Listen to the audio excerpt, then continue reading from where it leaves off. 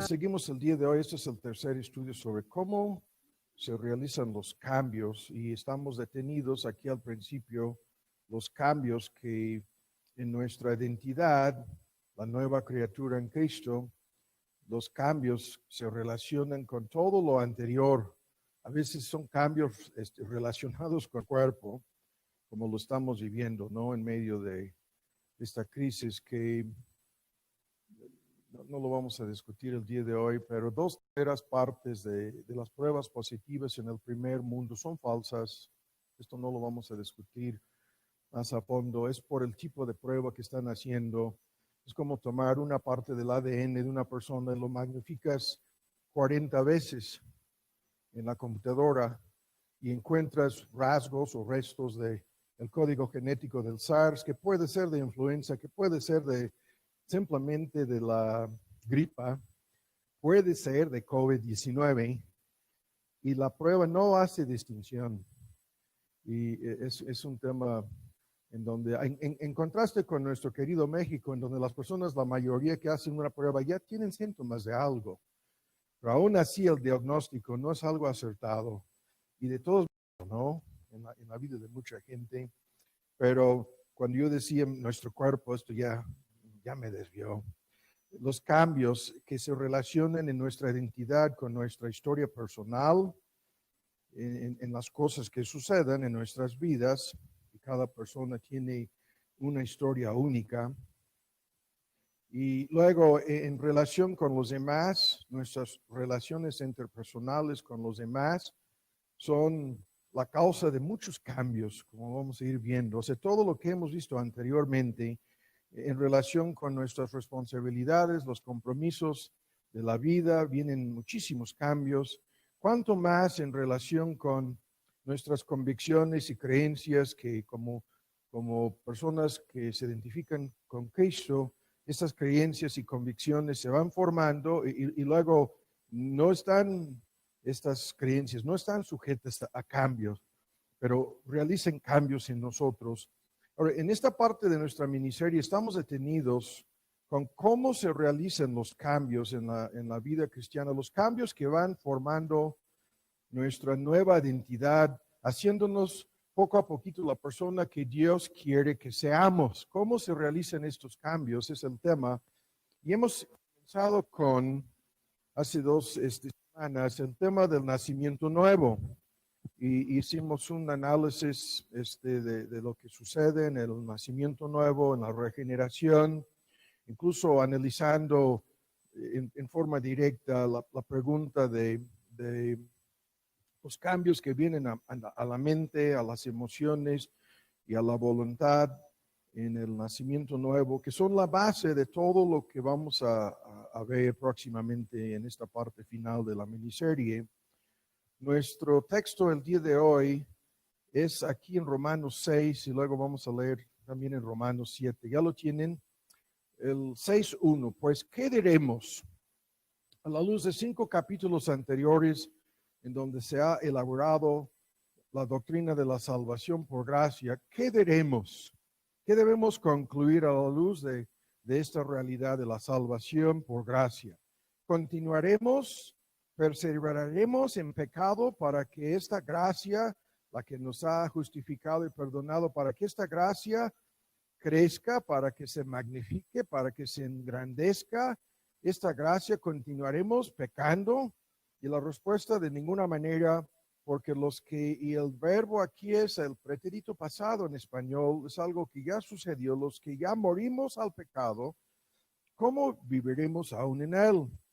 ¿O no sabéis que todos los que fuimos bautizados, y la palabra aquí es técnica, es en el griego, con referencia con respecto a Cristo Jesús, fuimos bautizados con referencia y con respecto a su muerte? Dos veces la misma palabra. Porque fuimos sepultados juntamente con él a la muerte por medio, a través del bautismo, para que como Cristo resucitó a los muertos por la gloria del Padre, así también nosotros andemos en novedad de vida.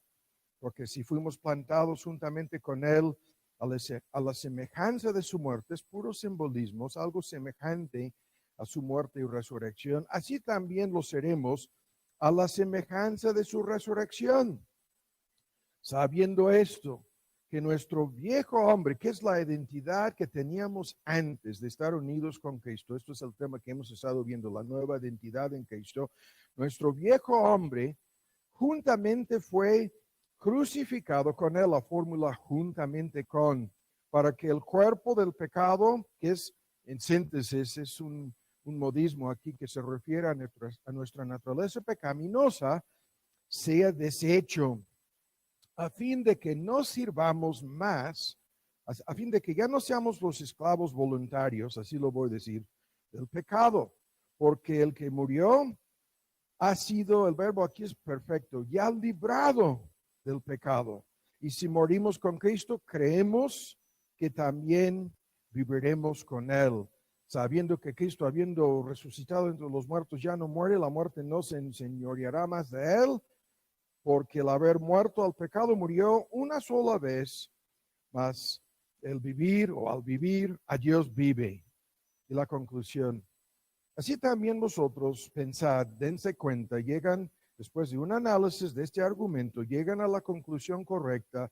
¿A cuál conclusión? De que de cierto están muertos al pecado, mas vivos a Dios en Cristo Jesús, Señor nuestro. Hasta ahí la lectura, ¿no? Y en un momento más adelante aquí vamos a ver el argumento en Romanos 7. Ahora, hace 8 días concluimos a mitad del camino nuevamente, ¿no? Con las cosas nuevas que surgen del nacimiento nuevo. El día de hoy vamos a centrarnos en un solo punto, nada más, sobre estas cosas nuevas. Pero volviendo a resumir, lo que ya hemos visto es que la regeneración o el nacimiento nuevo es el cambio más grande que una persona puede experimentar. Es llamado una creación nueva, hechura suya, una renovación moral, una renovación espiritual de la misma persona. Es el milagro de Dios por su gracia creando, y la palabra técnica sería recreando a esta persona, sembrando por la cirugía no hecha con manos, una disposición distinta, nueva, diferente, un principio nuevo que le está inclinando ahora a favor de Dios, le está impulsando ahora hacia la justicia y la santidad. Es Dios obrando, lo vuelvo a decir, por el milagro del nacimiento nuevo, un cambio tan profundo, tan radical, que esta persona ahora se llama el nuevo hombre. Una persona ahora que vive ya no bajo la esclavitud y el dominio del pecado, sino bajo la influencia del Espíritu. Y esa influencia llega a ser la influencia dominante, como vamos a ir viendo y aclarando cada vez más en los próximos estudios. Esta criatura nueva, este tema, ¿no? Es el que estamos comenzando a discutir. Y lo que vimos terminando hace 8 días, en la lista de las cosas nuevas, si alguno está en Cristo Jesús, 2 Corintios 5:17, nueva criatura es, las cosas viejas pasaron y aquí todas son hechas nuevas. Ahora la lista de cosas nuevas la voy a repasar. Esta persona se encuentra en una condición nueva, en una relación nueva con Dios. Y esta condición es de justificación, de perdón. Dios le ha librado la culpa, la condenación de sus pecados, le ha perdonado por su gracia. Y esta persona entonces ya habiendo quitado la barrera, el obstáculo de sus pecados, esta persona ha sido reconciliada con Dios. Ahora conoce a Dios y comienza a vivir una vida de aceptación. En el contexto bíblico, el gran tema es la adopción como hijos, ¿no? Como hijas de Dios. Ahora, segundo, esta persona tiene un conocimiento forzosa y necesariamente un conocimiento nuevo de Dios. El hombre nuevo ha sido renovado y está siendo renovado en entendimiento, en conocimiento de qué, en conocimiento de Dios. La persona demuestra este cambio, no creer mentiras acerca de Dios, por el hecho de ya no creer en Dios como algún ídolo o algo peor. Esta persona tiene un conocimiento nuevo de Dios, su naturaleza, su carácter, su gloria, sus atributos, y este conocimiento lo recibe a través de la fe en Cristo. Al arrepentirse y creer en la obra salvadora de Cristo, la persona comienza a conocer y entender la verdad acerca de Dios y a conocer a nivel individual, íntimo y personal a ese Dios. Ahora, en tercer lugar, esta persona tiene un entendimiento, un conocimiento nuevo de sí misma. Eso es un gran tema. O sea, al experimentar este cambio tan radical y tan profundo, el nuevo nacimiento, la persona comienza a conocerse a sí misma, a de veras, por primera vez. Ya no tiene una opinión tan elevada, ya no tiene una opinión falsa de sí misma, porque se ha visto como pecador, se ha visto como necesitado, ha sido humillado, ha sido doblado, ha sido obligado a reconocer su culpa y su necesidad, y a momento ya no confía en sí mismo. Ya no es una persona tan soberbia en relación consigo misma, ¿no? Esta persona ahora reconoce que ha sido rescatada, que ha sido lo que cantábamos, ¿no? Sacada del hoyo, que ha sido, en este sentido, el objeto de la misericordia de Dios. Y ahora esta persona comienza a verse a sí misma en una forma totalmente distinta. Comienza a ver sus pecados tales como son, como rebeldía, como obstinación, como vamos a ver más adelante, como enemistad contra Dios. Y al mismo tiempo comienza a ver este asunto de la salvación, comienza a verla como la cosa más maravillosa, la cosa más sorprendente, la cosa más importante en su vida, la salvación eterna de su alma. Y todos estos cambios en su forma de ver a Dios y verse a sí mismo le proporcionan una perspectiva nueva de todo lo demás. Comienza a entender por primera vez lo que sucede en este mundo, lo que sucede en esta vida. Comienza a ver la realidad de las consecuencias gravísimas del pecado que se manifiestan por todos lados. Comienza a entender las consecuencias temporales del pecado y las consecuencias eternas del pecado. Y esto, lo vuelvo a decir, le da un entendimiento de la gran importancia de esta vida, de que estamos aquí, todos y cada uno de los seres humanos sobre la faz de esta tierra, estamos aquí tan solo para conocer a este Dios y ser rescatados de nosotros mismos, ¿no? Y desde esta perspectiva, la importancia de esta vida, sus consecuencias eternas, comienzan a ser fundamentales, ¿no? Comienzan a ser cosas monumentales en la vida de cada persona que ha nacido de nuevo. Y al mismo tiempo lo vimos en parte, terminando hace 8 días, la persona se da cuenta de que ahora se encuentra en un estado nuevo, en donde hay afectos nuevos, hay deseos nuevos, hay esperanzas nuevas, hay metas nuevas, y su vida ya no está centrada en el ego, en el yo, en sus planes, en sus deseos, en sus sueños, en sus propósitos, sino más bien en el cumplimiento de la voluntad de Dios. En su estancia, a partir del momento de nacer de nuevo, el resto de su vida, su estancia aquí, su licencia para vivir de día en día, todo el asunto comienza a centrarse en el cumplimiento y la voluntad de Dios, el cumplimiento de los propósitos de Dios en nuestras vidas. Y la parte crucial de estos propósitos es lo que estamos viendo en esta miniserie, que seamos transformados en la persona que Dios quiere que seamos antes de pasar a la eternidad. Estábamos mencionando ayer el ejemplo de José en el Génesis, su estancia, 13 años en total, la mayor parte, 2/3 partes en la casa de Potifar como esclavo, y en su estancia en la casa de Potifar, las cosas, ¿no? Después de que sus hermanos, por su enemistad y odio, trataron de matarlo y luego lo vendieron como esclavo, luego lo abandonaron. Son 20 tantos años después cuando descubren que está aún vivo. piensan que había muerto, ¿no? Pero en su estancia ahí, en la casa de sufre una tras otra, lo que nosotros llamaríamos desgracias. Y su vida parece ser un fracaso total, culminándose en las acusaciones falsas de aquella mujer. Lo mencioné ayer, el complot que ella había armado para, con la ayuda de José, lo más probable, estamos especulando, matar a Potifar, ofreciéndole a José a través de una aventura ilícita, ¿no? Acuéstate conmigo y vamos a hacer lo que yo estoy planeando aquí es la muerte de Potifar y tú serás recompensado, ¿no? Habiéndote acostado conmigo.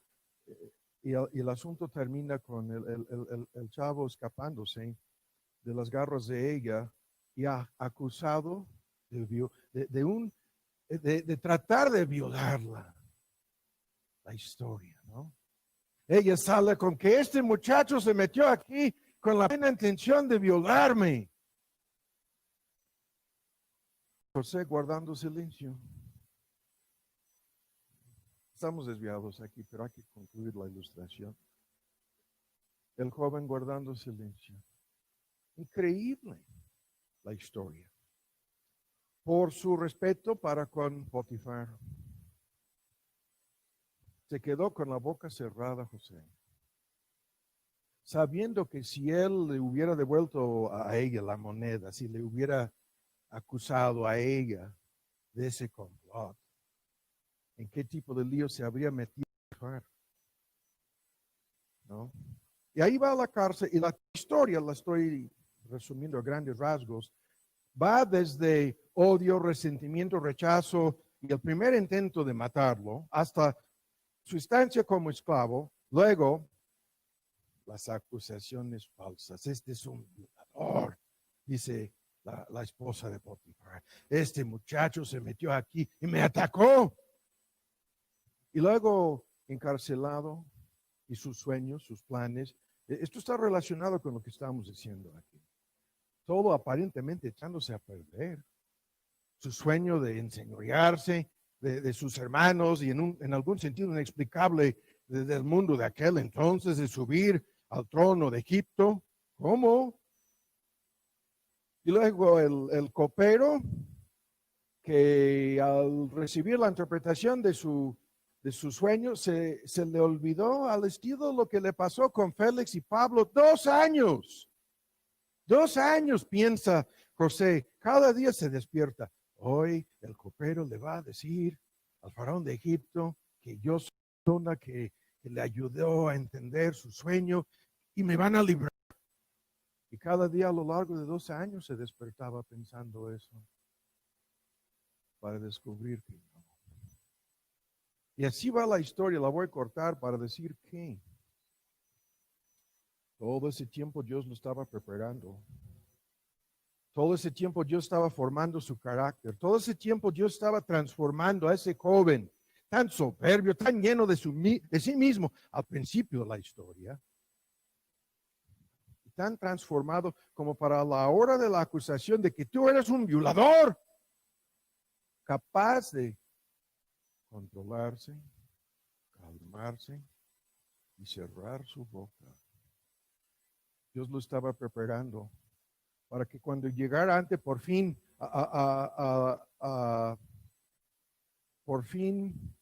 llegando al faraón de Egipto, y el faraón quiere saber, ¿tú puedes entender mis sueños? Dice, no lo puedo hacer, pero Dios lo puede hacer. Dios lo puede hacer. Y ahora el Dios que tan solo yo conozco aquí va a interpretar tu sueño, faraón de Egipto, ¿no? El punto es una ilustración de mi argumento aquí.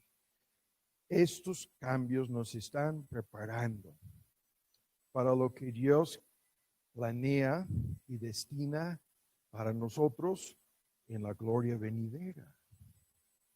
Y el último punto, todo esto nos mete en medio de un gran conflicto. ¿En qué tipo de conflictos estaba ahí? Es un gran tema. Ya estoy tentado a predicar una miniserie sobre la vida de José, Hay millones de personas como José por todos lados. Un grupo de personas presentes el día de hoy, su vida es muy semejante a la de este joven porque no se han cumplido sus sueños, sus expectativas, ¿no? Están así decepcionados y aparentemente lo que piensan, olvidados incluso por Dios.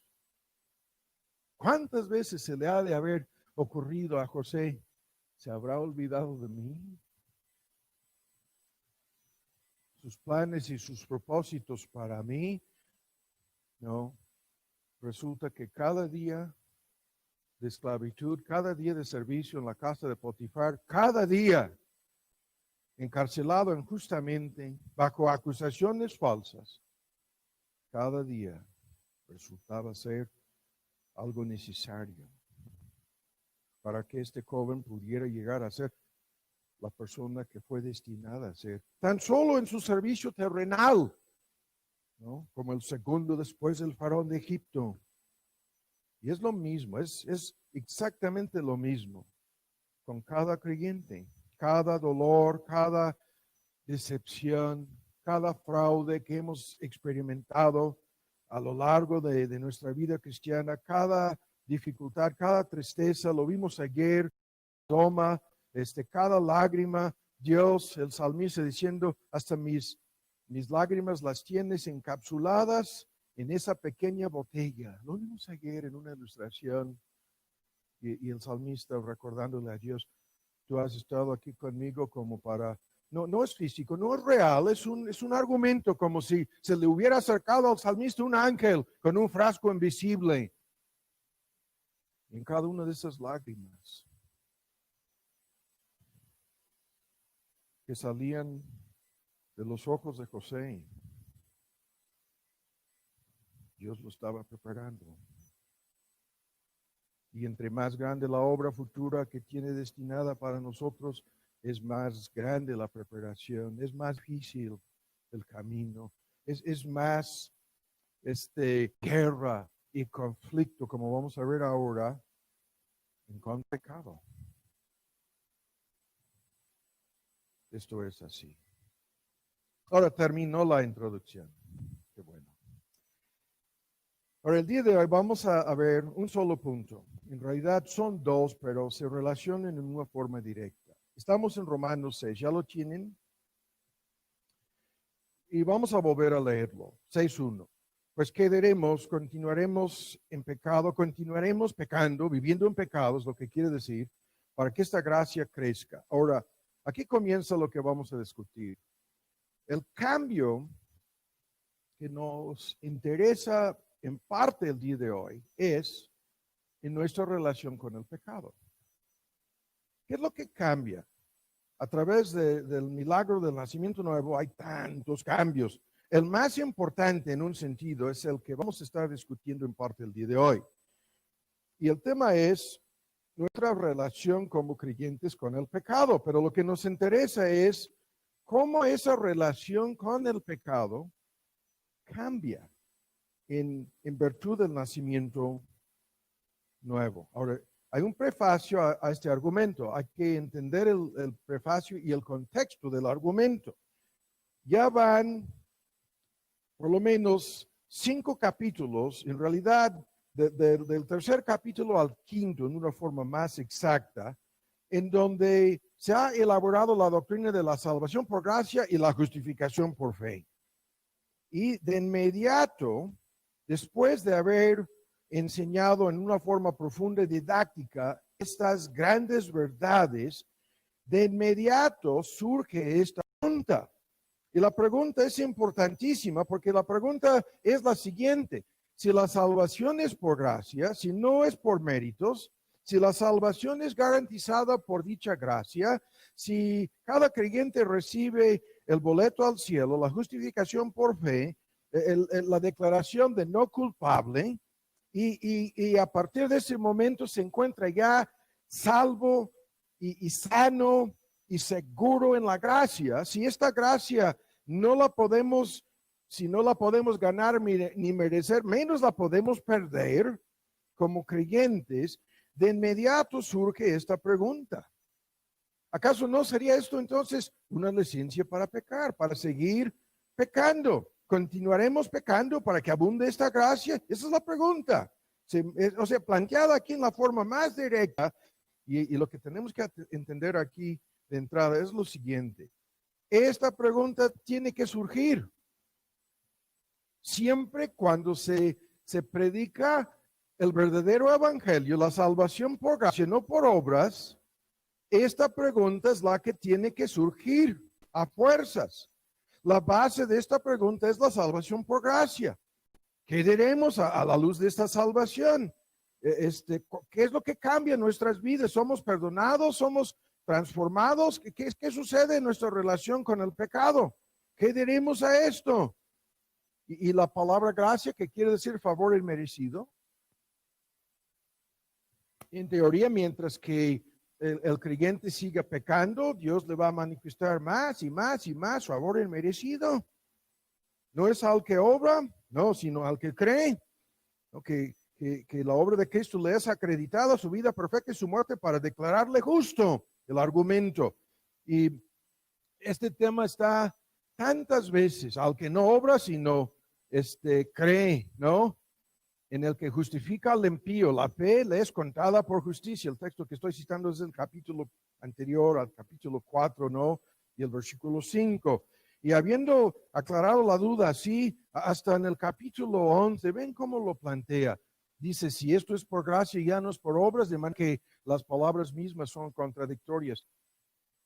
Si no fuera así, entonces la gracia ya no sería gracia. Y si fuera por obras, ¿no? Entonces ya no podría ser por gracia. El argumento sigue hasta el capítulo 11, entre paréntesis, este mismo asunto en relación con la salvación. Entonces, escuchen bien, si esto es así, ¿cómo cambia esta gracia? ¿Cómo cambia esta salvación? ¿Cómo cambia este nacimiento nuevo? Nuestra relación con el pecado. El mundo en converso, al escuchar esto, y medio mundo religioso responde diciendo, si yo creyera eso, si el asunto fuera así, entonces me hundiría en el pecado. Continuaría viviendo en pecado. Así, si yo no puedo merecer ni ganarla, no es de gracia. Y una vez que hayas recibido dicha gracia, tampoco la puedes perder. Entonces, ¿qué es lo que me impide a seguir pecando? Y no podemos detenernos más. El punto es importantísimo. Importantísimo. Y vean por dónde va este asunto. De entrada va por este lado. Aquí tenemos un examen. Aquí tenemos una forma para probar, para poner a prueba lo que todos los demás predican. Porque en este asunto de gracia, esta pregunta tiene que surgir. Y cuando no surge, es simple y sencillamente porque no están predicando ni creyendo en dicha gracia. El evangelio verdadero nos obliga a llegar a esta pregunta. El evangelio apostólico, el evangelio que predicaba, conducía inevitablemente a este punto. ¿Qué diremos? ¿Qué haremos? A la luz de esta gracia, en favor inmerecido, continuaremos viviendo en pecado para que esa gracia sea engrandecida, magnificada, para que abunde más y más y más. Y en donde no se predica el evangelio de gracia, esta pregunta nunca surge. Nunca la hacen. Porque están predicando la salvación por obras. Así de sencillo. Pero cuando se predica el verdadero evangelio, no tan solo surge la pregunta, sino se tiene que contestar, como vamos a hacer ahora. Ahora la pregunta es, ¿cuál es nuestra relación, habiendo nacido de nuevo, habiendo sido perdonados, habiendo sido aceptados por gracia? ¿Cuál es a partir de ese momento la relación de cada creyente con el pecado? Ahora vean con mucha atención, aquí nos vamos a dar un ratito. Esta pregunta, que como lo estoy comentando, no surge en ninguna secta, surge de todas maneras en otra forma. Porque todas las iglesias que enseñan que hay tal cosa como salvación, esto sería todo salvo los liberales, universalistas, que creen que nadie se va a perder, que todos son salvos y que el infierno ni siquiera existe, etcétera, etcétera. Salvo esos grupos, todos los demás que hablan de salvación tienen que enfrentarse con lo que vamos a discutir aquí. Y lo que vamos a discutir es esto. ¿Cómo tratan con el pecado en la vida de sus feligreses? ¿Cómo? ¿Cómo contestan este dilema, esta pregunta en relación con el pecado en la vida de sus feligreses, los adeptos, los miembros de sus sectas o organizaciones religiosas o así llamadas iglesias? ¿Cómo tratan con esto? Escuchen bien. Increíblemente,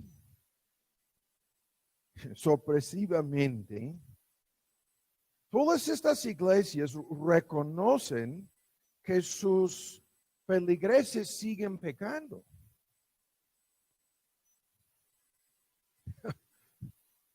Salvo un grupo que vamos a descartar en un momento. O sea, reconocen que sus iglesias están llenas de personas, o sus congregaciones, como llaman, están compuestas de personas que son perfectas.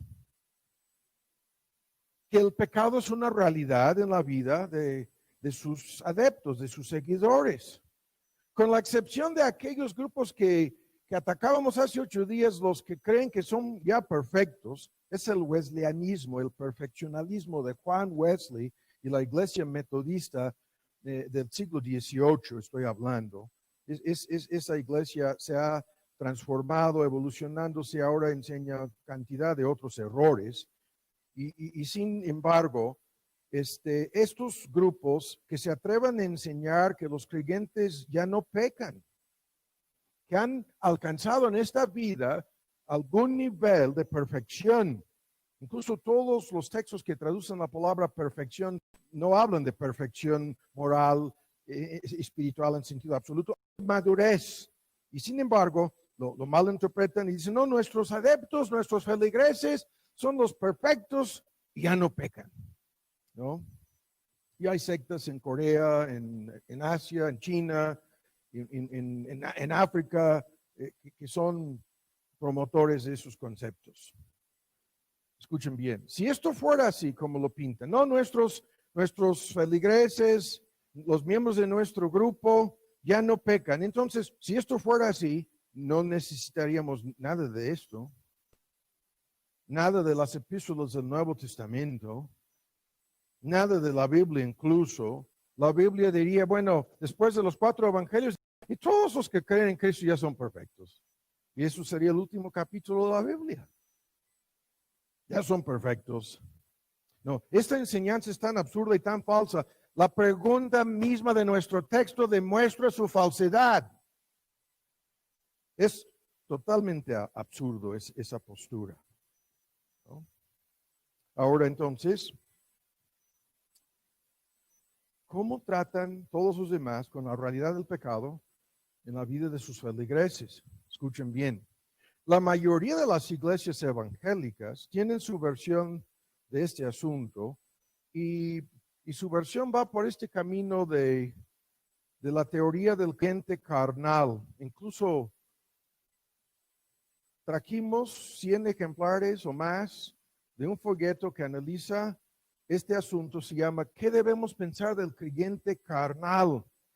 Vamos a distribuir gratuitamente el día de hoy. No voy a decir más, ¿no? Es gratuito el folleto el día de hoy. La teoría del creyente carnal dice, en síntesis rápido, hay que resumir esto, tres cosas. Escuchen, que hay tres tipos de personas en el mundo. Primero, los inconversos, los no regenerados, los no creyentes. Segundo, los creyentes carnales. Y tercero, los creyentes espirituales. Tres grupos de personas habitan la tierra. No creyentes, primero, que son la gran mayoría. Luego, todos los que dicen ser creyentes divididos en dos grupos. Los grupos de creyentes carnales y los creyentes espirituales. Y hay una refutación total de esos argumentos en el folleto. ¿Cuál es la distinción? Normalmente va por diferentes caminos esta distinción. Normalmente la distinción es esta. Dicen estos grupos, y la mayoría de los evangélicos sostienen este concepto, que tú puedes recibir los beneficios de la obra salvadora de Cristo, que una persona puede decir, acepto la obra salvadora de Cristo para perdonar mis pecados. Y la misma persona puede permanecer en rebeldía en contra de la persona de Cristo. Quiero los beneficios de su obra, pero no quiero nada con la persona que hizo dicha obra. O lo cambio.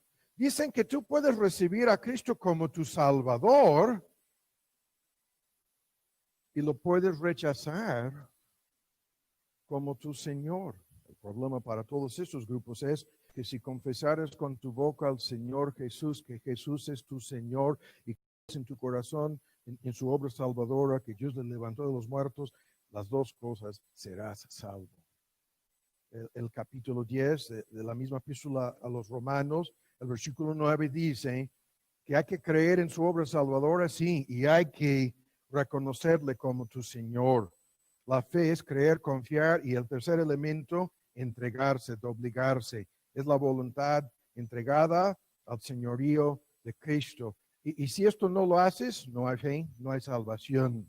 Pero estos grupos dicen que sí, que tú puedes confiar en esa obra y seguir en rebeldía contra la persona que hizo la obra de salvarte. El error es peor que garrafal. Y muchos grupos, sin discutir eso el día de hoy, por ese camino van. Y la mayor parte de lo que enseñan sobre este gran conflicto y los cambios en la vida están cada domingo tratando de lograr que los creyentes carnales, que son la gran mayoría de sus iglesias, se doblegan y se convierten en creyentes espirituales. Pero de todas maneras dicen, no importa ni si es el uno ni el otro de los casos contigo, lo que importa es que dices ser creyente y aun si tú sigues en rebeldía en contra de Cristo, llegarás al cielo. Su evangelio es más que falso. Ese es un boleto directo al infierno, directo a la perdición. Pero escuchen, los demás, siguiendo este punto, no podemos detenernos, hacen esta distinción. Escuchen, lo que dicen es, no, la mayoría son creyentes carnales. ¿Cuál es la distinción entre los carnales y los espirituales? Dicen que los creyentes espirituales han descubierto secretos. El secreto de la vida victoriosa, ¿no? Incluso muchos pintan la lucha de Romanos 7 como el creyente que no ha descubierto el secreto, y que en el capítulo 8 Pablo descubre el secreto de la vida espiritual. Son tonterías, son mentiras, son cosas tan absurdas y tan falsas. Escucha, esta idea enseña que la mayoría de los creyentes son carnales, han sido perdonados, han sido salvados, van al cielo, pero no han sido cambiados. Siguen viviendo como antes. Y hasta que siguen viviendo en pecados, lo que quiere decir. Eso sería la respuesta que dan a esto. ¿Continuaremos pecando? Dicen que sí. Porque somos creyentes carnales. Y hasta que sus adeptos descubran los secretos o el secreto de la vida victoriosa, la vida llena del Espíritu es lo que van a decir, son destinados a seguir viviendo en sus pecados. Y la teoría en síntesis enseña lo siguiente, que la regeneración, que el nacimiento nuevo, no cambia a estas personas. que no es suficiente para que dejen de vivir en pecado, que necesiten algo más, algo extra. Algunos hablan de segunda obra de gracia, y que esta segunda obra o algo extra, algo de más, consiste de experiencias místicas y emocionales adicionales al nacimiento nuevo. En los grupos pentecostales les enseñan los grupos carismáticos, te hace falta el don. ¿Cuál don? El que sea. De hablar en lenguas, de sanidad, lo que fuera, ¿no? De profetizar incluso. Alguna manifestación milagrosa del Espíritu es lo que te hace falta para que dejes de vivir en tus pecados. Algo además, algo extra, algo adicional a lo que nosotros estamos diciendo que sucede en el nacimiento nuevo. Y luego en la mayoría de los grupos evangélicos tienen cantidad de cosas que usan cada domingo. Hay que volver a pasar al altar. Hay que volver a ponerte de rodillas. Hay que pedirle al fulano. A mí me ha tocado ir a algunos grupos que tienen esas ideas. Se termina el culto, se me acercan varias personas. No, pues, por la imposición de manos, no puedes, hermano, orar por mí. Y casi se ponen así de rodillas, no pidiéndote que hagas algo. A otros no, lo que tienes que hacer es rendirte totalmente. Hacer esta, otra, la lista. En fin, lo sigo diciendo. Su argumento es, la salvación en sí no trata con el problema del pecado en los que dicen ser creyentes en su iglesia o en sus grupos. Y tienen cantidad de inventos humanos. Esto es lo mismo, incluso en la iglesia católica. Reconocen que el pecado sigue siendo una realidad en sus feligreses y por lo tanto inventaron el perdón sacerdotal y la confesión sacerdotal y un sinnúmero de sacramentos, ritos y ceremonias. Puras invenciones humanas. Incluso su versión de la misa es la peor forma para blasfemar a Dios posible, porque pretenden volver a crucificar a Cristo. Estamos con la intención a lo mejor en el año nuevo, vamos a hacer una miniserie refutando cada doctrina católica falsa. Pero el problema es que no pudiéramos estar aquí, yo estoy diciendo en algún punto en el año nuevo. Lo que vamos a hacer es publicar más de unos libros traducidos que refutan a fondo todas estas cosas. A lo mejor basta con los libros y una miniserie. Ahora, ¿cuál es la respuesta bíblica al problema del pecado en la vida del creyente? Escuchen bien. ¿Cuál es la respuesta apostólica? De ninguna manera continuaremos viviendo en pecado. De ninguna manera. El versículo 2. El verbo es pretérito pasado en el español y corresponde a un tiempo del verbo en griego que se refiere a algo que ya sucedió. El tiempo del verbo habla de algo ya que sucedió en el pasado, que es una realidad. ¿Qué es lo que sucedió en el pasado? Ya morimos al pecado. Entonces, ¿cómo viviremos aún? ¿Cómo continuaremos viviendo todavía en pecado? Y aquí viene una de las declaraciones más importantes en relación con la vida cristiana y en relación a todos los que dicen ser creyentes. Y por lo tanto tenemos que detenerlo más. Para, a grandes rasgos, una pura introducción y nada más a este asunto, el significado de esto. ¿Qué significa esto? Luego lo vincula con el bautismo como algo definitivo que demuestra la realidad de un hecho pasado, etc. A esto volveremos. En forma de síntesis, aquí voy a repasar algunas interpretaciones falsas de esto. Algunos dicen, no, esto quiere decir que el creyente está muerto, ya murió, al poder, la influencia y la presencia del pecado en su vida. O para decirlo de otra forma, lo que enseñan los wesleyanos. Sí, el wesleyanismo se dividió en dos grupos, con Jorge Whitfield, luego la ola metodista, y con Charles Wesley, el hermano de Juan Wesley, y se dividieron los hermanos. Es increíble como el uno entendió la verdadera doctrina y Juan no. Pero el wesleyanismo dice que ya son perfectos sus adeptos, sus feligreses, y así interpretan esto. El creyente ya no está ni en una lucha con el pecado, ya llegó al nivel del perfeccionismo, perfeccionalismo. Hay varias formas para traducir esta palabra. Ahora, la respuesta a estos que dicen, los creyentes ya no pecan, quiero conocer a alguno de estos, ¿no? Andamos cazando, andamos buscando, están esos creyentes que ya no pecan. La respuesta es, tal persona no existe. No hay nadie así, menos en el cristianismo. Eso es absurdo. Eso es lo que dicen. Esto quiere decir que el creyente ya no peca. Esa es su interpretación. Ahora, otros dicen, que los creyentes deberían de estar muertos al pecado. Esa es su interpretación. No lo son, pero deberían de estar muertos al pecado. Así. Esto no ayuda en nada. No es ninguna respuesta. No explica esto. Otros dicen, el creyente se está muriendo, está en un proceso, paulatinamente se está muriendo al pecado en su vida. Bueno, hay algo de verdad en eso, como vamos a ir viendo. Eso no es lo que el texto dice. El verbo es pretérito pasado. Esto ya sucedió, no está sucediendo. No es un proceso, no es algo en proceso, es algo que ya sucedió. Otros dicen, van por el otro camino y dicen, no, se refiere a la justificación. El creyente está muerto a la culpa del pecado. Esto es así, Cristo llevó su culpa. El creyente está muerto a la condenación y el castigo de sus pecados. Esto también es cierto, pero eso no es la pregunta aquí. No es el tema de la justificación, de cómo somos perdonados.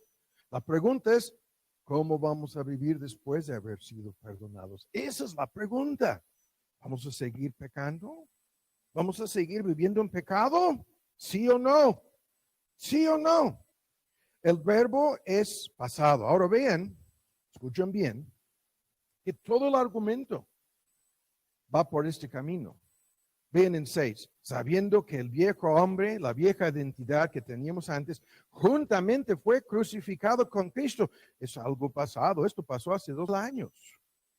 En el plan y propósito de Dios, estábamos incluidos en la obra salvadora de Cristo y su muerte resulta ser nuestra muerte a la vieja identidad. Sin discutir los detalles aquí, el versículo 7, el que murió, pretérito pasado, ha sido librado del pecado. Es pasado el asunto. El versículo 8, creemos, si morimos con Cristo, pretérito pasado, creemos que viviremos, es pasado, en el futuro viviremos, pero porque ya morimos con Él. En el versículo 10, al haber muerto, el pecado murió una sola vez. Eso no es un proceso, no es algo continuo, es algo que ya sucedió con Cristo y estábamos unidos con Él, sin discutir esos detalles el día de hoy. Y el versículo 11, la gran conclusión, dense cuenta, pensad, analizando, sumando cuentas, concluyen que de cierto estáis muertos en el presente. Es una realidad presente. Muertos al pecado y vivos a Dios en Cristo Jesús, Señor nuestro. Entonces, ninguna de estas explicaciones es correcta. La única respuesta correcta a esto es, escuchen, en la forma más sencilla. Cada creyente ha muerto al reino, al dominio y al poder esclavizante. Ha muerto a la esclavitud, al poder, lo que llamamos dominante del pecado. Cada creyente, en virtud de su nacimiento nuevo, ya murió. A su vida pasada, a la que vivíamos anteriormente esclavizados por el pecado, ya hemos muerto. De tal modo que ya no podemos seguir viviendo en pecado. ¿Cómo viviremos todavía en pecado? Pablo contesta con una pregunta. El creyente no puede volver a ser el esclavo como antes. No puede vivir como los inconversos viven. No puede ser dominado, controlado, esclavizado como antes. Ya no, ya no. Esto no quiere decir que el creyente sea impecable o que no peque o que no pueda pecar, nada de eso, sino que, escuchen, hay una tremenda distinción aquí. Los no nacidos de nuevo, los no regenerados, los incrédulos, son los esclavos voluntarios que se entregan a cada momento a pecar. Mientras que los creyentes ya no. Los creyentes cometemos actos de pecado, sí, pero no seguimos practicando como hábito, como estilo de vida el pecado. Lo vimos en 1 de Juan 3:9. En el primer estudio sobre el nacimiento nuevo, los que han nacido de Dios no pueden seguir practicando como hábito, estilo de vida el pecado. En eso se manifiestan los hijos de Dios, los hijos del diablo, los que siguen viviendo en pecado, no son creyentes, no han nacido de Dios. Esto es el argumento continuo, en cantidad de textos. Los que dudan, vean 2 o 3 textos aquí.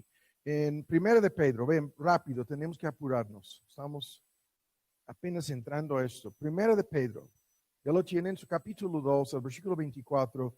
Cristo mismo, 2:24, 1 de Pedro, llevó nuestros pecados en su cuerpo sobre el madero. Eso es su muerte por nosotros en la cruz del Calvario, para que nosotros, y es el mismo argumento en una frase, siendo muertos a los pecados, vivamos a la justicia. Y el modismo, por la herida del cual habéis sido sanados, la sanidad es espiritual, nos ha vuelto al pastor y obispo de nuestras almas, la conversión, la regeneración. El resultado es, ya no van a seguir viviendo en pecado, porque el efecto de esto es siendo muertos al pecado. Es causa y efecto. La muerte de Cristo, nuestra fe salvadora en Él, que nos une con Él, resulta en esto. Vean en el texto el más citado, 2 de Corintios 5, el texto en donde está la base de toda esta miniserie, donde previo a esto de la nueva criatura, en 2 de Corintios 5, el amor de Cristo, el versículo 14, nos impulsa, nos constriñe, nos obliga, pensando esto, que si uno murió por todos, luego todos murieron. ¿Cómo es que murieron? Murieron a la culpa, a la condenación y al castigo de sus pecados, en virtud de la muerte de Cristo en su lugar, sí, y también murieron al dominio y la esclavitud del pecado. ¿Ven lo que dice? Por todos murió, para que los que viven ya no viven para sí. El vivir para sí es la vida pecaminosa. Para que los que viven, los que vivir es ser regenerados, nacer de nuevo, recibir vida espiritual, el enchufe, el conocimiento verdadero de Dios, el milagro de la gracia, ya no viven para sí, sino ahora, habiéndole recibido como Señor y Salvador, van a vivir para aquel que murió y resucitó por ellos. Es la persona tan impactada por el amor de Cristo y su muerte en su lugar que no puede hacer otra cosa salvo entregarse a Cristo. Ese es el verdadero creyente. Y sin profundizarnos aquí en cómo esto sucede, ya hemos dicho en los estudios anteriores una parte crucial de cómo esto sucede. Hay en el nacimiento nuevo una disposición a favor de Dios. La cirugía no hecha con manos realiza un cambio en la orientación de nosotros, nuestra alma, nuestra mente, nuestros deseos y nuestra voluntad están inclinados ahora a favor de Dios. Para los que lo quieren entender de la forma más sencilla, ¿cómo sucede esta muerte al dominio y la esclavitud del pecado? Escuchen, por el milagro del arrepentimiento.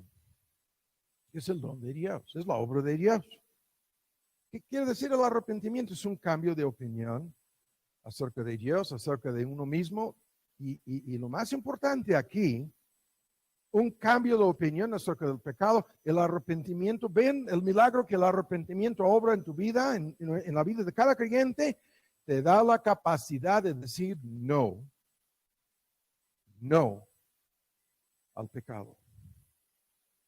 Es el tema. Por eso estábamos ocupados el domingo pasado, la mitad del sermón, discutiendo lo del libre albedrío.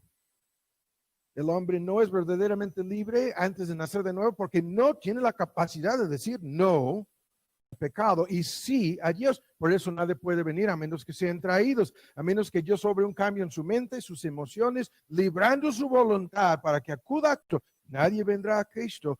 Pero aquí lo estamos diciendo de la forma más sencilla.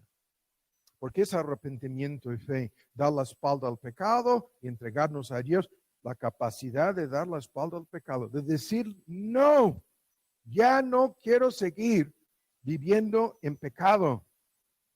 Escuchan, eso es la muerte al reino, a la esclavitud y al dominio del pecado. Ahí sucede, así sucede. De tal modo, los inconversos jamás pueden decir eso. No se van a arrepentir nunca. Lo que hacen es cambiar un pecado por otros. En el mejor de los casos, un vicio por otros o la codependencia, por lo menos con Alcohólicos Anónimos, la ayuda del grupo, porque mi voluntad dice no, pero por un ratito nada más. Y necesito el apoyo y la codependencia de otros, y pueden ser hasta de pastillas, incluso para no seguir bajo la adicción.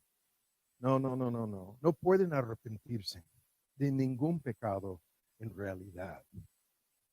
Pero los creyentes, por el milagro del arrepentimiento, el nacimiento nuevo, pueden decir no. Incluso hay algo críptico en la fórmula, los que han sido convertidos, no lo vamos a discutir el día de hoy, está en Gálatas, han crucificado la carne. ¿No? Es como si tuvieran su naturaleza pecaminosa y la colgaron con clavos a una cruz, en donde no se muere. Trata de librarse, ¿no? Como vamos a ver. Entonces, sin discutir más el cómo, la unión espiritual con Cristo, el nacimiento nuevo, la nueva disposición, es la voluntad librada de la esclavitud del pecado, lo que resulta en que el creyente, ahora ven aquí en Romanos 6, se encuentra, sin discutir lo de los Romanos 5, por el tiempo ya nos fue aquí con este punto. Hay un gran tema sobre el reino de la gracia. Tenemos un libro que se llama El reino de la gracia, que explica a detalle cómo esto funciona. Pero ven aquí en 6:14, el pecado, el resultado final del argumento, no se enseñoreará más de vosotros. El pecado no continuará siendo el amo, no continuará mandando, no continuará controlando, no continuará esclavizando, no se enseñoreará más de vosotros, porque estáis bajo la ley, sino bajo un poder superior a la ley. La ley manda, pero no puede capacitar a ninguna persona para cumplir. Y es la incapacidad de la ley para salvar. Por eso nadie se puede salvar por sus obras. Estáis bajo un poder superior a la ley y superior al pecado. Están bajo un principio superior, una fuerza eficaz, el poder y la fuerza de la gracia. Y este poder es superior al poder del pecado. Y es por eso que cada creyente de entrada se doblegó y se arrepintió. Por esta gracia nos arrepentimos. ¿No? Y el argumento aquí viene, el tiempo se nos fue, lo veremos en otro estudio. Escuchan, luego el bautismo es el símbolo de todo esto, de haber muerto. Es bautismo respecto a la muerte de Cristo en el versículo 3. Es bautismo en donde somos sepultados, el símbolo como si hubiéramos muerto ¿a qué? A la vieja identidad. Es unidos, sembrados y plantados en la semejanza de Cristo en el versículo 5. Es el viejo hombre, la vieja identidad borrada, porque fuimos co-crucificados con él misteriosamente, increíblemente en el plan y propósito de Dios. Y ahora de aquí en adelante estamos muertos a todo aquello, incluyendo muertos al dominio de la esclavitud del pecado. Y hay un gran argumento aquí que tenemos que dejar sobre causa y efecto y la fórmula misteriosa juntamente con Cristo muertos, juntamente con Cristo sepultados, juntamente con Cristo resucitados, juntamente con Cristo libres, ¿no? Del pecado en todas sus dimensiones. Y constituidos espirituales, resucitados espiritualmente. Y como ya lo hemos estado diciendo, hay una nueva disposición hacia Dios, hacia la santidad, recreados en justicia, recreados en la imagen original del primer Adán, lavados, transformados en principio, la mente capacitada para entender las cosas espirituales, la voluntad librada de la esclavitud al pecado, y un corazón sensible, moldeable, circuncidado, suave, tierno ante Dios y su palabra y su voluntad. Todo este gran paquete es lo que sucede en el nacimiento nuevo.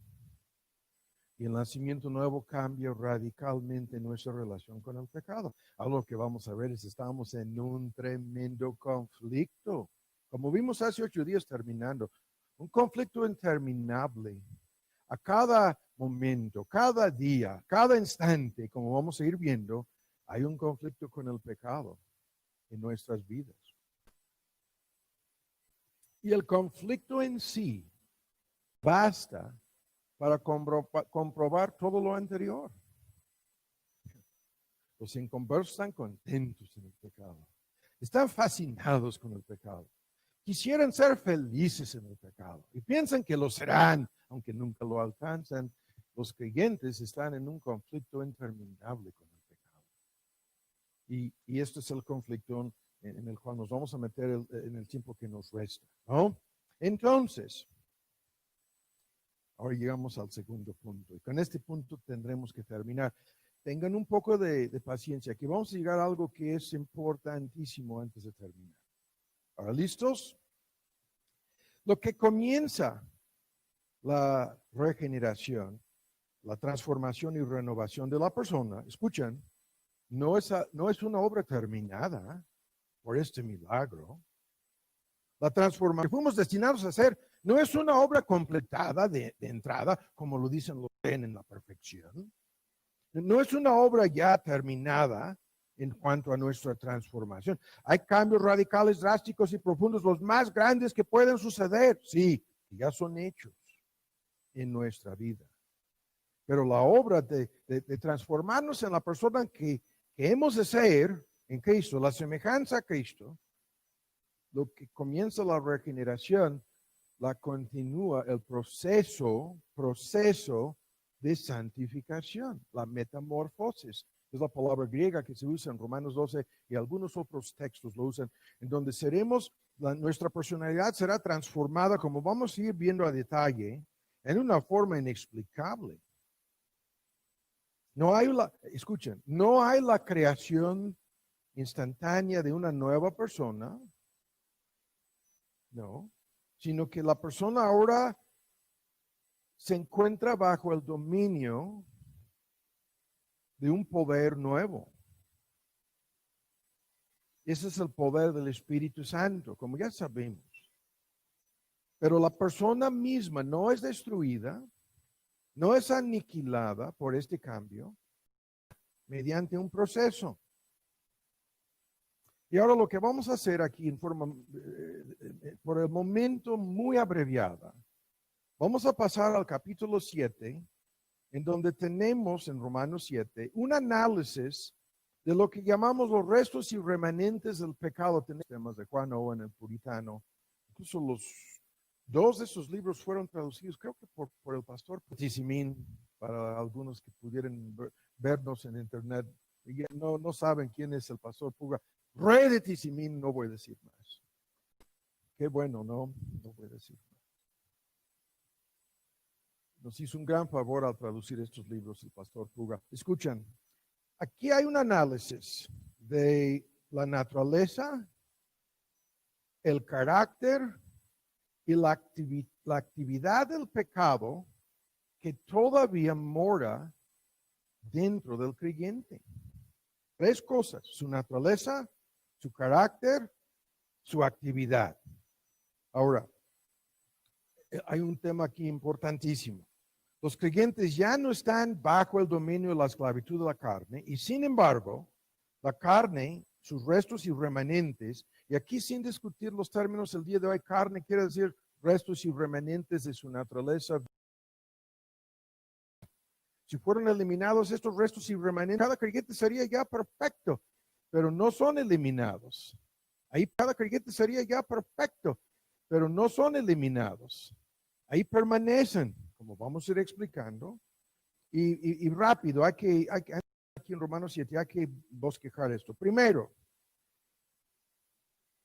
¿en dónde mora el pecado que todavía está dentro de cada creyente? La respuesta es, lo vamos a ver en otro estudio, no simplemente en el cuerpo físico, sino en los miembros, partes, facultades del cuerpo y alma. Escuchen bien, lo vamos a ver en otro estudio. Pero no es simplemente algo físico el pecado, obviamente, ¿no? No es algo que mora en una parte del creyente. El pecado todavía está en su mente. El pecado todavía está en sus deseos, anhelos y emociones. El pecado todavía trata de dominar y controlar su voluntad, pero como ya ha sido dominado, ha sido quitado de dominio y el control sobre su corazón que tenía antes, esto engendra un gran conflicto. Pero mora en su mente, en su alma, en su corazón, sin discutir esto a fondo. Escuchen bien. Segundo, este pecado que todavía mora en cada creyente se describe, como vamos a ver en un momento en Romanos 7, como una ley. La palabra ley es técnica, quiere decir principio operativo, principio dominante, principio activo que quiere volver a dominar, pero no puede. Es un principio, una tendencia, una fuerza activa como la ley de gravedad, que te jala, si tú sueltas cualquier objeto, la ley de gravedad obliga a la cosa a irse para abajo. Y como una fuerza activa, el pecado que mora dentro de nosotros siempre está activo, siempre está listo a actuar en cualquier instante. Y está siempre esperando su oportunidad, siempre actuando en algún sentido en tu mente, en algún sentido en tus deseos y afectos, en algún sentido en las facultades de tu alma, tratando de llevar cautivo, aunque sea en el puro secuestro express, tu voluntad. Escuchen cómo lo estamos diciendo. El pecado está obrando mediante inclinaciones, sugerencias, impulsos que constantemente presenta a nosotros. Es una fuerza activa que siempre está proponiéndose cosas, deseos, sueños, anhelos. Es un gran tema, no lo estamos analizando a fondo el día de hoy. Y el pecado tiene muchos aliados, ayudantes, ¿no? Cómplices en su deseo de dominar y controlar nuevamente al creyente. Y estos son el mundo, la concupiscencia de los ojos, la concupiscencia, ¿no?, de la carne y la soberbia de la vida, utilizando este paquete que hemos estado viendo en otra miniserie sobre el entremundo, el diablo. El pecado está siempre tentando, siempre buscando su oportunidad, siempre tratando de caernos de sorpresa, siempre manipulando todo, decepción, engaño, vanidad. Todos los ídolos del corazón están sobre la mesa aquí, los deseos naturales del cuerpo, los deseos de la mente, los deseos del paquete emotivo, emocional, psicológico. El pecado siempre está buscando su oportunidad y la ventaja que le dará la oportunidad de llevarnos nuevamente cautivos. Y hay un proceso de seducción continuamente. No vamos a discutirlo todavía, pero hay que decirlo. En ese proceso de seducción, el pecado nos está ofreciendo cantidad de cosas. En síntesis, el poder, el placer y el dinero. En síntesis, el contentamiento y la felicidad. En síntesis, el gozo mundano y la satisfacción a de veras, ¿no? Alma, está de por medio y te está ofreciendo todo esto. Estamos hablando de la naturaleza, la actividad del pecado que todavía mora en nosotros como creyentes. Estamos hablando ahora, en el último punto aquí, del carácter del pecado que todavía mora en nosotros. Escuchen bien este punto. El pecado que siempre está presente en cada creyente como un poder que nos quiere arrastrar a pecar, escuchen, resulta ser el gran enemigo de Dios y el gran enemigo nuestro. A lo largo del Nuevo Testamento, las palabras son de la otra miniserie. La armadura, el conflicto. Las palabras son, cuando vemos este enemigo actuando, las palabras son combatir, batallar, pelear, revelar. Esas son las palabras técnicas tomadas del campo de batalla de tiempos de guerra. Las palabras son así. El pecado está combatiendo en contra de tu alma, dice Pedro. Está peleando en contra de tus verdaderos intereses. Sí, disfrazándose como si fuera tu amigo. Sí. La gracia de Dios que cambia la naturaleza del creyente en principio, en el nacimiento nuevo, escuchan, no puede cambiar la naturaleza del pecado. El pecado está en contra de Dios como Dios. Romanos 8, el pecado es enemistad contra Dios. El pecado es anomia, no de vivir sin ley. El pecado se opone a Dios y a su ley. El pecado en sí es el enemigo de Dios. Está en una condición de enemistad. Vean la descripción en Romanos 8, lo vimos hace 8 días. Hay que volver a leer esto. Los que son de la carne se ocupan de esta carne, tratando de agradar su naturaleza carnal o pecaminosa. Y ven lo que dice el versículo 6. La enemistad del pecado en contra de Dios es tan grande que quiere matar a Dios. La intención de la carne es la muerte espiritual. Quiere separarse y vivir apartado de Dios y quiere que Dios muera. Para mí no hay Dios. De ahí viene todo el lío del ateísmo, agnosticismo y el ateísmo práctico que vemos por todos lados. La gente que vive como si Dios no existiera o como si Dios estuviera muerto, hasta que cuando lo necesitan, entonces están buscando en dónde está ese Dios que yo creía que estaba muerto a lo largo de mi vida y ya no lo encuentro. Porque Dios dice, no, para mí tú estás muerto. Les devuelve la moneda. Es una ilustración y nada más. El versículo 7, la intención, designio, meta de esta naturaleza es enemistad contra Dios. Esta naturaleza del pecado no es cambiada por el nacimiento nuevo. Una parte de nuestra naturaleza es cambiada, pero la parte en donde reside todavía el pecado no es cambiada.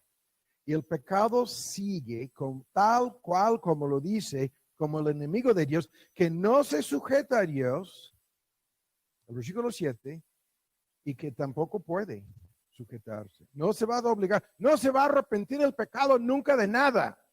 Es la personificación del reino y el dominio del pecado, lo que está de por medio aquí, constatación. Este pecado sigue siendo el enemigo de Dios y el enemigo nuestro. Escuchen bien el argumento. Para que esto cambie, la única forma para Dios sigue siendo el enemigo de este pecado.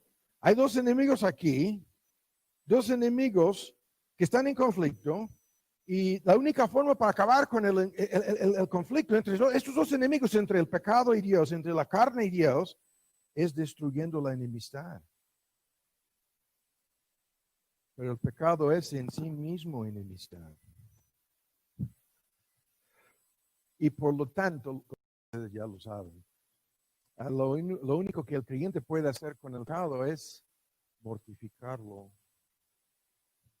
Es un tecnicismo para decir, hacerle morir, matarlo. Y esto es nuestra gran tarea que viene más adelante en el capítulo 13, ¿no? Y esto por eso yo lo mencioné hace 8 días, los que dicen, no, nada de este conflicto está en la vida de ningún creyente. No voy a mencionar a los que andan circulando esta mentira vil, peligrosísima. Son grandes eminencias en el mundo de los reformados, algunos de ellos, que nos dicen, no, esto es una descripción de una persona bajo, lo que vamos a ver aquí en Romanos 7, este conflicto a detalle narrado. No, esto no se refiere a ningún creyente. Pero su problema es que el capítulo 8 dice que tenemos que hacer morir esta carne, y que si seguimos viviendo según la carne, ni somos creyentes y moriremos sin discutirlo, ¿no? deudores somos 8:12, no a la carne para que vivamos conforme a la carne. Es el mismo tema, porque si siguieres viviendo conforme a tu naturaleza pecaminosa, ni eres creyente y morirás aquí, morirás eternamente. Mas por si por el Espíritu, no por tu propia fuerza y poder, mortificáis las obras de la carne, viviréis. Y a estos temas vamos a llegar. Pero es tan solo para decir que el pecado no puede ser cambiado como tal. Tan solo puede ser en un combate mortal, mortificado, que lo vamos a analizar a fondo. Ahora, tenemos el libro de Owen sobre la mortificación del pecado. Ahora, algunas conclusiones preliminares aquí. Por lo tanto,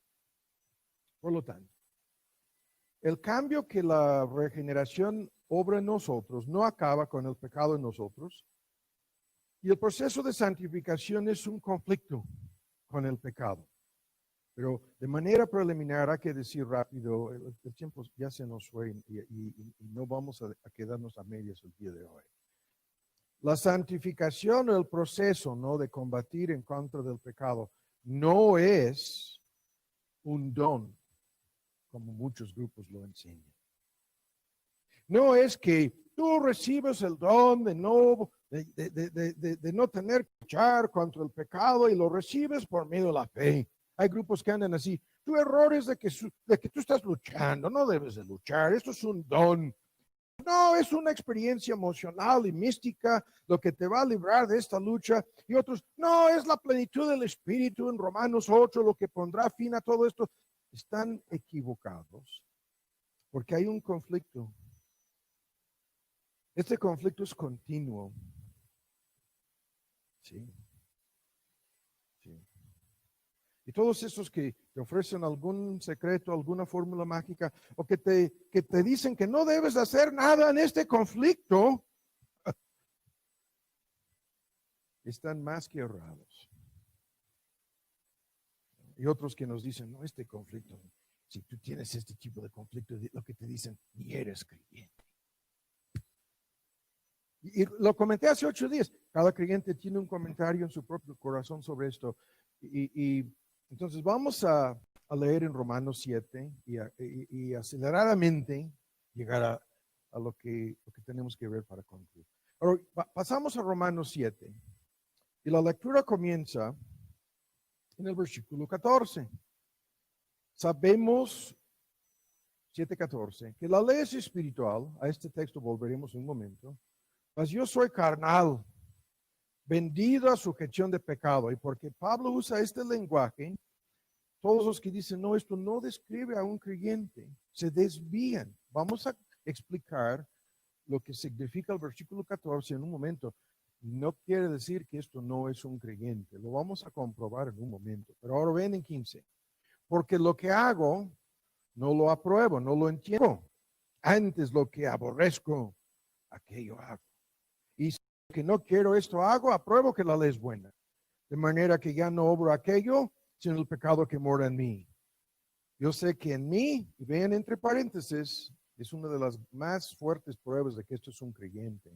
No es en todo mi ser, sino en mi carne, la parte en donde reside el pecado. No mora el bien. Tengo el querer, quiero cumplir, quiero obedecer, mas siempre efectuar ese bien. Nadie lo alcanza, ni Pablo lo alcanzaba. Ningún creyente lo alcanza a la perfección. Porque no hago el bien que quiero, siempre no, mas el mal que no quiero. Eso es lo que cada actos de pecado, esto hago. Y si hago lo que no quiero, ya no lo obro yo, sino el pecado que mora en mí. Así que la conclusión, queriendo yo hacer el bien, hallo esta ley, principio operativo, como la ley de gravedad. El mal está siempre presente en mí. Y luego concluye, el hombre interior me deleito en la ley de Dios. Eso es el lenguaje de un creyente, mas veo otra ley en mis miembros, partes y facultades del alma y el cuerpo, que se revela en cuanto a la ley de mi espíritu, y es el secuestro express. Cuando un creyente peca, eso es lo que sucede, me lleva cautivo, es momentáneo. El secuestro express me lleva cautivo a la ley del pecado que está en mis miembros. Miserable hombre de mí, ¿Quién me librará del cuerpo de esta muerte? Los que predican y enseñan la vida victoriosa siempre dicen que ahora Pablo descubre que Cristo le va a librar y que ya no tiene esta lucha. Tampoco, porque dice así que esto es la conclusión. Yo mismo, ese es quizás el texto más importante en toda la controversia. Yo mismo, con una parte de su ser, sirvo la ley de Dios y otra parte, que se llama aquí la carne, restos permanentes del pecado, sirvo la ley del pecado. Y esto es el dilema, y esto es el conflicto, ¿no?, que se encuentra aquí. Ahora, estoy apurándome aquí para ver qué podemos hacer. Vamos a ir directamente a la controversia aquí, porque el tiempo se nos fue. Vuelvan a leer en el versículo 14. Ahora, a la luz de lo que hemos visto hasta este momento, tenemos que entender correctamente el versículo 14.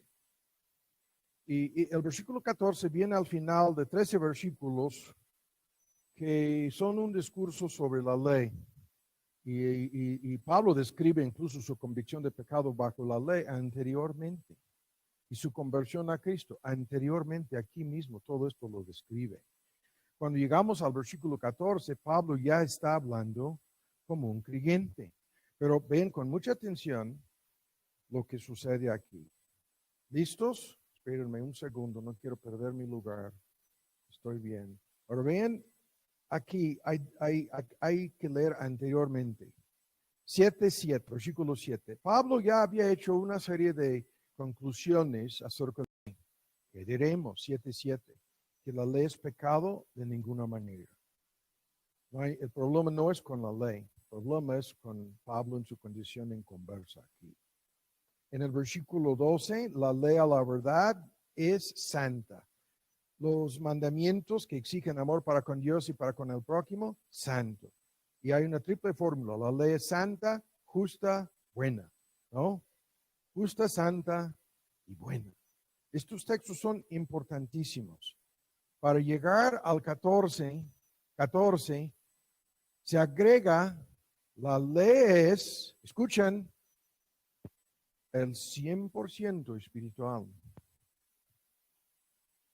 El 100%, ven cómo estoy diciendo, espiritual. Pero Pablo aquí, hablando como gente, yo no soy el 100% espiritual. Yo soy todavía en un sentido carnal. ¿En cuál sentido todavía carnal?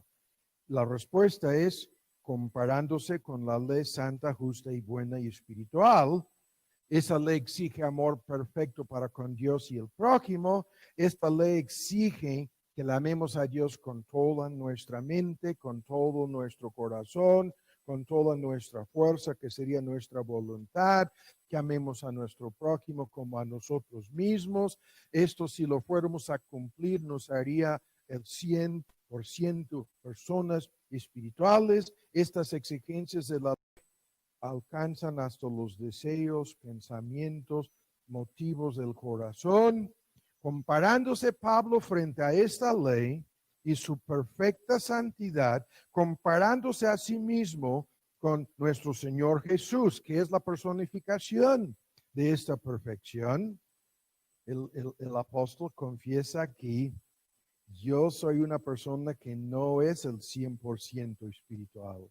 Yo soy una persona que no cumplo. Esta ley, escuchen, exige más que amor para con Dios y el prójimo. En las gracias y frutos del Espíritu es la transformación de nuestra personalidad, como vamos a ir viendo.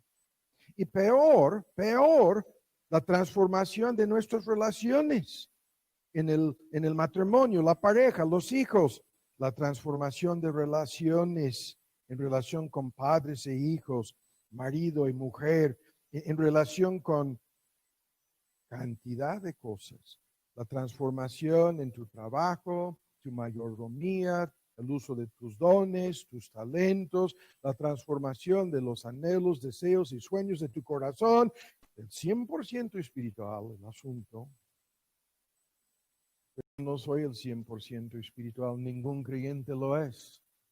Cuando dice yo soy carnal, más adelante dice, esto no es todo lo que Pablo es una parte de Pablo, que todavía no es el 100% espiritual. Pablo no dice aquí lo que algunos piensan.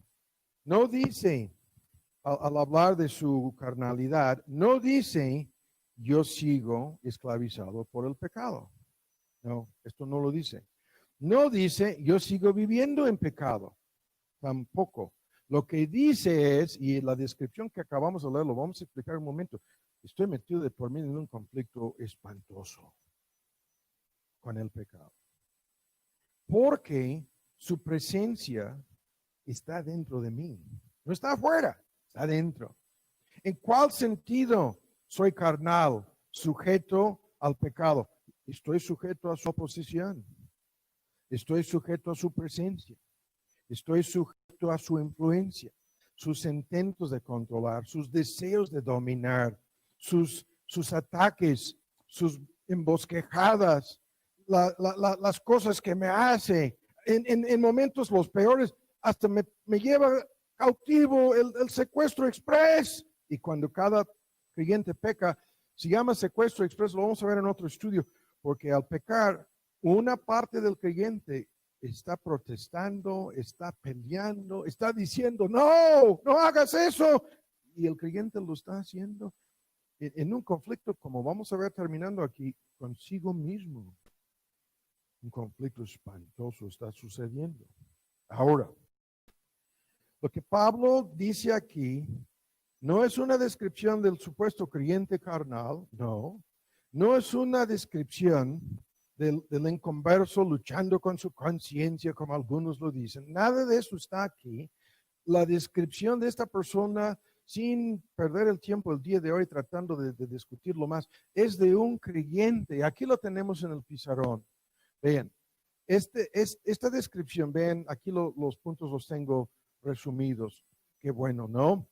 El creyente habla aquí, Pablo, afirmando que al pecar no quiere pecar, que apruebo en 16 que la ley es buena. En 18 dice hay un deseo nuevo, una inclinación a favor de Dios. Tengo el querer de obedecer el 100% de esta ley. Hay el bien que, amando a Dios y al prójimo, que quiero lograr. Y en el 21 es un gerundio, queriendo. En algún nivel de nuestra conciencia hay continuamente el deseo de hacer el bien, queriendo yo hacer el bien. Y luego, según el hombre anterior, dice en el versículo 22, me deleito en la ley de Dios. Encontraba su sumo gozo, su deseo supremo en obedecer la ley de Dios, en amar a Dios y al prójimo. Y termina en 25 diciendo, yo con mi mente, que es la parte renovada, estoy sirviendo a la ley de Dios. Ningún verso está aquí. La descripción es de un creyente. Luego, escuchen, en cuanto al pecado, ven lo que dice, no lo apruebo. El inconverso da más que aprobación, está de acuerdo con cantidad de pecados. El creyente no está de acuerdo, no aprueba ningún pecado. Luego en 16 dice, lo que no quiero al pecar, una parte del creyente no quiere ser cómplice. En mi carne, ¿qué es esto? En la parte no renovada, no mora el bien, dice. Todo lo que mi naturaleza pecaminosa quiere hacer, eso no está bien. Y en el versículo 20 dice, lo que no quiero. Y no nos vamos a meter el día de hoy en este asunto de hasta cuál punto el apóstol Pablo trata de desvincularse de su propia responsabilidad. Porque esto es otra tremenda controversia. Vuelvan a ver sus comentarios. Cuando dice aquí en el versículo 7, ya no obro aquello, esto es cuando yo peco, yo no lo estoy haciendo. No, dice, es el pecado que mora en mí. Es el mal que está presente en mí. En 20, al pecar, yo no lo obro. Se estaba desvinculando de sí mismo. Y muchos dicen de su propia responsabilidad. Ya no obro aquello, sino es el pecado que mora en mí. Es una prueba, sin meternos en la controversia aquí, que es buenísima, es importantísima, como vamos a ver, ¿no? El día de hoy. Ningún inconverso puede decir esto. El inconverso está más que feliz, buscando el pecado y participando de todo corazón en sus pecados predilectos, ¿no? Así lo voy a decir. Sus pecados favoritos. Ahora vamos a terminar. Ya hemos sembrado el camino aquí. Y tenemos ese folleto sobre el creyente carnal. Después, a lo mejor el de hoy noche, voy a traer el folleto sobre el creyente en Romanos 7, que analiza esto en otra forma, ¿no? Pero ahora vamos a terminar y ahora pongan mucha atención, por favor, ¿no? Con lo siguiente. Y lo tenemos que dejar así. Ni les voy a pedir perdón, ¿no? Lo tenemos que dejar como ustedes van a ver ahora. Tenemos que terminar con esto. Dios ayudándonos. En el tiempo que nos resta, ahora tenemos que introducir una tremenda controversia aquí, distinta de las anteriores, ¿no? Esta controversia va por diferentes caminos, pero lo vamos a ver el día de hoy en un solo punto nada más. Es de mucha ayuda esto. La controversia tiene que ver con la pregunta de si el creyente tiene dos naturalezas. Una naturaleza nueva. Aquí tenemos al creyente la palabra nueva. Y una naturaleza vieja. En ese punto está una tremenda controversia.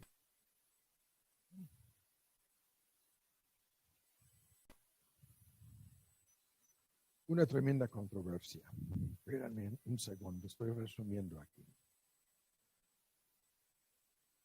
Vamos a abarcar esta pregunta.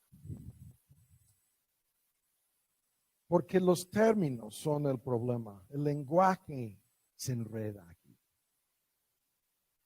Lo vemos en lo que acabamos de leer en Romanos 7. Ya no lo hago yo. ¿Quién lo hace entonces, Pablo? ¿Hay dos yos? No, aquello, el pecado lo hace, se desvincula. Yo no soy el culpable. ¿A de veras? No. Y la mayoría de los grupos cristianos contestan, así lo voy a decir a medias nuestra pregunta. ¿El creyente tiene una naturaleza nueva? Sí. Eso es lo que produce el nacimiento nuevo. ¿El creyente tiene una naturaleza vieja? Sí. Porque esos son los restos y remanentes del pecado, la carne, en donde ya no, todavía no mora el bien en esa parte de mí, pero ahí está. Entonces, ven cómo esto se enreda. Vamos por partes. Algunos van hasta este extremo. Lo pintan como si el creyente estuviera compuesto de dos personas distintas. Como si fueran dos individuos separados. Dicen, no, estos textos que hablan en Efesios 4, 22 a 24 del viejo hombre, desvestirse del viejo hombre y luego revestirse del nuevo hombre. Dicen, ahí están dos hombres, dos individuos, dos personas, el hombre viejo, el hombre nuevo. Escuchen bien. Y luego proceden a explicarlo. Vean cómo lo hacen. Y no voy a mencionar nombres aquí. Dicen, el hombre viejo es la naturaleza vieja que todavía está en nosotros. Y esa naturaleza es totalmente corrupta y perversa. No puede ser cambiada, ¿no? Será destruida en la muerte física a la hora de nuestra glorificación. Y hasta ahí van y parece bien lo que están diciendo en mi carne, en esa parte de mi naturaleza no mora el bien, es lo que dice Pablo aquí. Y luego identifican al viejo hombre con el yo, con el ego. Así lo explica.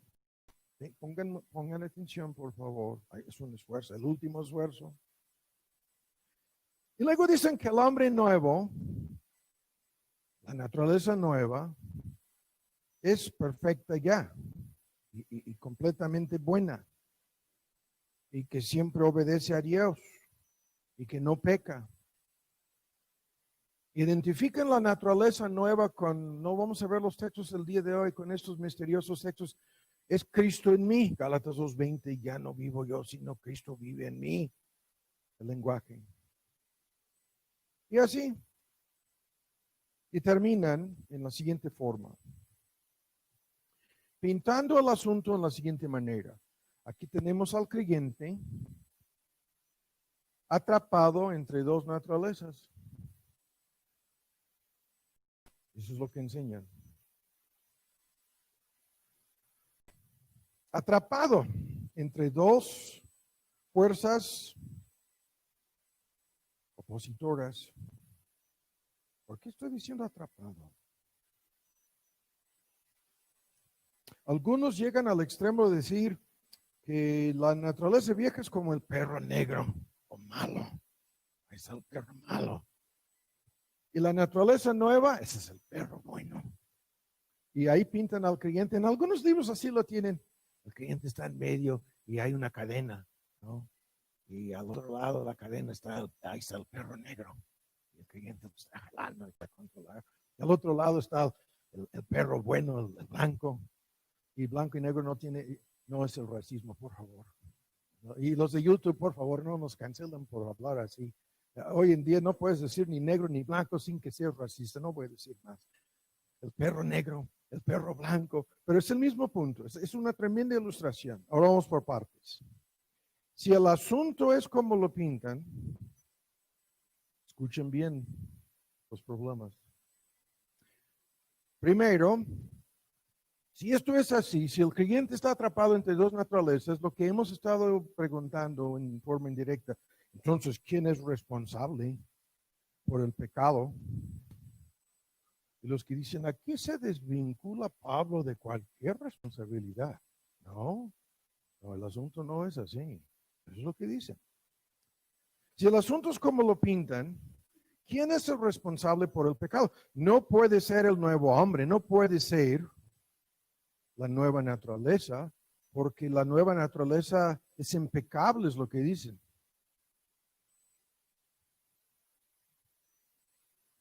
Y si el creyente no es ni el nuevo ni el viejo, sino está de por medio, tampoco es el creyente. El único culpable entonces por el pecado tiene que ser el viejo hombre, es lo que dicen. ¿Ah, de veras? De las preguntas. Primero, ¿quién es el responsable si esto es como lo pintan? Segundo, ¿quién recibe en este plan, en esta explicación, en este tipo de análisis, quién recibe el perdón del pecado si esto es así? No puede ser el viejo hombre nunca se va a arrepentir de nada. No va a buscar ni siquiera el perdón. Es obstinado, no puede ser cambiado. Ya lo estamos diciendo, solo aniquilado, exterminado a la hora de nuestra muerte o mortificado. Mientras tanto, ¿quién recibe el perdón del pecado? Si el nuevo hombre, la nueva naturaleza es impecable, entonces no peca, ni necesita perdón. Entonces, ¿quién es perdonado? Si el creyente no es el uno ni el otro, sino está atrapado en medio de dos naturalezas. Tercera pregunta, ¿quién es salvo? ¿Quién va al cielo?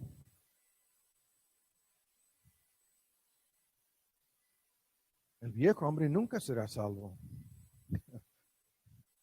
El nuevo no necesita ser salvo. No sé si me explico. El viejo no puede ir al cielo. Y si el viejo hombre es el ego y el yo, ¿quién va al cielo entonces? ¿Quién es? Tercera pregunta. Cuarta pregunta. ¿Por quién murió Cristo entonces? No murió por el viejo hombre. Y si el nuevo hombre es impecable, menos por el nuevo hombre, no hay ningún pecado de su parte que necesite ser perdonado. Y quinto, ¿quién nace de nuevo entonces? ¿Qué significa nacer de nuevo entonces? Si el viejo hombre es imposible de cambiar y el nuevo no necesita cambiar, ¿en dónde puede haber progreso, transformación, metamorfosis, santificación, el proceso que el nacimiento nuevo inicia, si el asunto es como lo pintan? Y así lo pintan muchísimos teólogos y muchísimos libros. Y de manera inocente se enredan y terminan con que ahí estás tú, atrapado entre esos dos perros, el blanco y el negro. A veces el negro, el perro negro, voy a decir, no voy a decir más. Y a veces el perro blanco te controla. Y luego, lo que para entender esto en una forma diferente, dicen, no, es como si aquí tuvieras un ángel y aquí un demonio. Y aquí estás atrapado entre tu ángel y tu demonio. Y lo que Abraham Lincoln dijo, ¿no? En su gran discurso en Gettysburg, la famosísima frase para ustedes que no saben nada de esto, buenísima la ilustración. Se refiere a los The Better Angels. Abraham Lincoln, no voy a discutir más sobre Abraham Lincoln. Tan solo les comento que nunca tuvo la menor intención de librar a los esclavos. Los quería deportar de la Unión Americana. Y hasta llegó al extremo de comprar un país hoy en día que se llama Liberia. Am I right? Liberia, no voy a decir más. Pero Abraham Lincoln creía algo parecido a esto acerca de los seres humanos. Tienes tus ángeles buenos, tienes tus ángeles malos. Y su argumento fue que podríamos poner fin a esta guerra civil. En su discurso en Gettysburg, las palabras tan famosas. Si fuéramos a hacerle más caso a nuestros ángeles buenos, en vez de hacerle caso o hacerles caso, ¿no? A nuestros ángeles malos. Y así, la teología de Abraham Lincoln, la antropología. Y así muchos grupos cristianos. Por un lado hay un demonio y por el otro lado un ángel. Pero dicen que tú ni eres el uno ni el otro. Estás atrapado entre los dos. ¿Es esto así? Hay que terminar. Y con esta respuesta. Lo que la Biblia enseña es lo siguiente. Que Dios salva y cambia al hombre. ¿Qué es esto? El hombre entero. Su gracia llega a la personalidad y comienza a transformar a la persona entera. Que la persona misma no es aniquilada, no es destruida, no es reemplazada, sino cambiada. Escuchen lo que estamos diciendo. Que la persona no deja de ser esa persona y que hay un cambio tan profundo y tan radical en esa persona, como podríamos decir lo mismo, no hay dos cuerpos. menos dos almas, menos dos personas. Las palabras viejo hombre y nuevo hombre son términos figurativos. Escuchen, y ahora vamos a resolver el dilema. Son términos figurativos